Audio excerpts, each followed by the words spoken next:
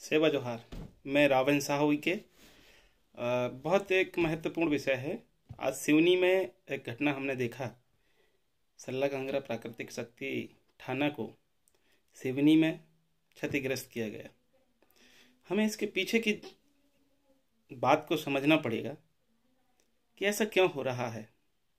जहाँ जहाँ हमारे पैन शक्ति हैं, देवठान हैं, समाज के ऊपर विभिन्न प्रकार से घटना को अंजाम दिया जा रहा है ताकि हमारा आत्मसम्मान कमज़ोर हो, हमारा मनोबल कमज़ोर हो।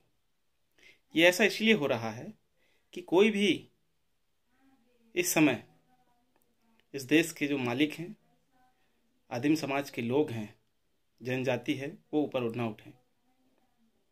हमने विभिन्न तरीके से कई जगहों पे इस बात को महसूस किया है।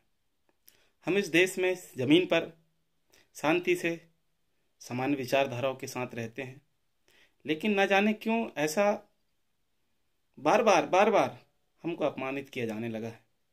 साथियों, समाज के लोगों, आप सभी बहुत ही जिम्मेदार, समझदार और अपनी आत्मरक्षा करने वाले प्राणी हैं।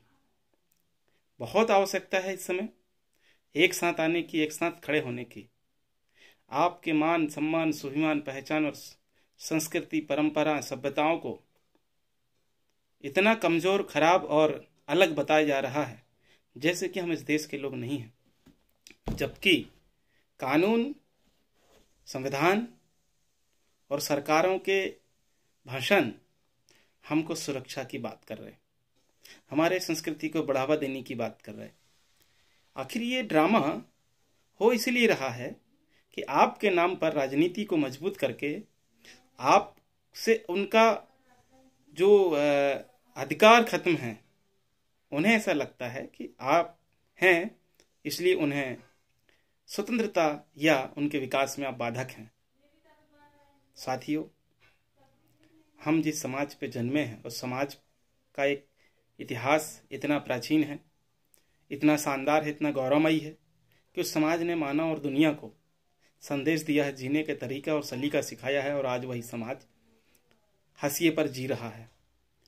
मैं सिवनी की घटनाओं पर जिक्र नहीं करना चाहता, चूंकि आप सभी जानते हैं कि किस प्रकार से पूरे सिवनी के साथ पूरे देश में जनजातियों के ऊपर उनके सामान्य जीवन को प्रभावित करने का प्रयास कुंठित, संकुचित, ओछी सोच और उस विचारधारा ने प्रहार किया है। इससे हम लोगों को यह समझना बहुत जरूरी है कि समाज के अस्तित्व और सम्मान को बचाने और बनाए रखने के लिए हम लोग यदि अलग दलों में, अलग धड़ों में, अलग संगठनों में, टुकड़ों में बटे रहेंगे तो इसी तरीके से हमले हमारे ऊपर होते रहेंगे।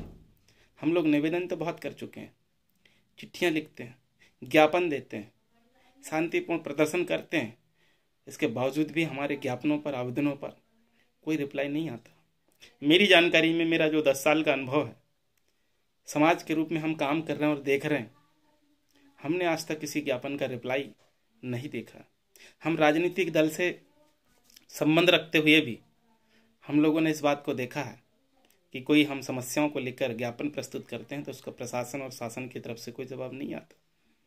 इसका क्या मतलब है? इसका मतलब ये है कि सरकार हो या प्रशासन आदिवासियों के मामले में उदासीन है और निरंकुश है। वह चाहती है कि समाज का भला होगा, इस समाज के उत्थान के लिए किसी प्रकार से उनकी समस्याओं के समाधान पर विचार नहीं किया जाना चाहिए। मुझे लगता है जनजाति समाज को, जो आदिम समाज है, मूलवासी समाज है, न जाने कितने प्रकार से हमको कहा गया है। वैसे कि हम लोग कोयतुर समाज से आते हैं, कोयावंशी लोग हैं।